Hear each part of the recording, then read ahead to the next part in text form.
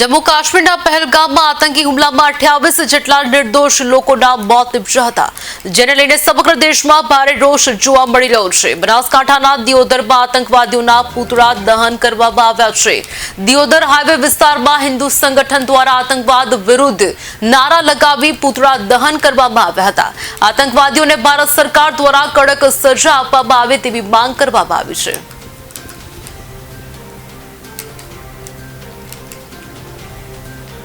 દુઃખદ છે જ્યારે હિન્દુ ભાઈઓ અને બહેનો જ્યારે સરસ મજાના કાર્યક્રમમાં જતા હોય છે એક લાવો માણવા માટે, અને જ્યારે આ જમ્મુ કાશ્મીરના પહલગામમાં જે પૂછી ધર્મના નામે પૂછી જો હત્યા કરવામાં આવે છે એ હત્યાને અમે વખોડીએ છીએ। અને જે હત્યા કરી છે આતંકવાદીઓને એમને ભગવાન પણ માફ નહીં કરે।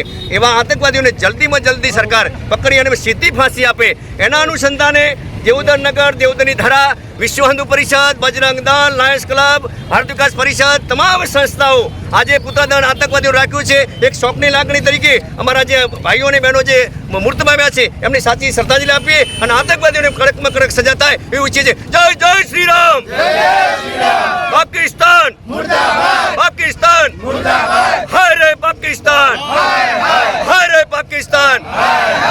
જે ધર્મના આધારે ધર્મ અને જાતિ પૂછી અને આતંકવાદીઓ દ્વારા જે હત્યા કરવામાં આવી છે એને અમે વિશ્વ હિન્દુ પરિષદ, બજરંગ દળ, ભારત વિકાસ પરિષદ, લાયન્સ ક્લબ અને દિયોદરના તમામ સંગઠનો સખત શબ્દોમાં વખોડીએ છીએ અને એના વિરોધમાં અમે એમના આતંકવાદીઓના પૂતળા દહનનો કાર્યક્રમ કરી અને રોષ વ્યક્ત કર્યો છે।